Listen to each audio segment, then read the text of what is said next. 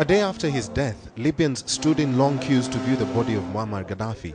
Large crowds stand up in Misrata to see the remains of the man who ruled through fear for more than 4 decades. I'm very happy because Gaddafi is going forever. He's going forever. I'm so happy. In death, as in life, Gaddafi still dominated Libyan headlines. The issue of where and how he should be buried is proving tricky. Military commanders in Misrata said no post-mortem examination would be carried out on the body despite concerns over how he died. The United Nations human rights arm said an investigation was needed into whether he was executed. Of course, he will be buried by the Islamic Sharia as any Muslim, and this is a respect to any human being. Any place, put it. Libya's new leaders have delayed declaring the country's liberation as debate heats up over the former leader's death and burial. NTC leader Mahmoud Jibril says Libyans should be allowed to vote within 8 months to re-elect a national council that would draft a new constitution and form an interim government. This National Congress is entitled with 2 tasks.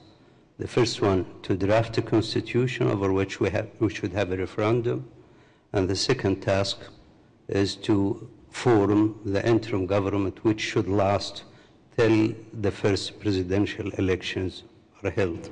Gaddafi's death has sparked renewed calls for change in the Arab world. The United Nations Security Council has passed a resolution calling on Yemen's President Ali Abdullah Saleh to sign a deal under which he would quit and end deadly attacks on protesters.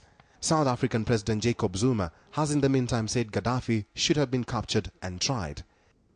I would have expected, particularly given the fact that there was a warrant of arrest for Colonel Gaddafi, and that those who would have found him would have known that given the allegations against him, perhaps the most acceptable route would have been to arrest him and hand him over.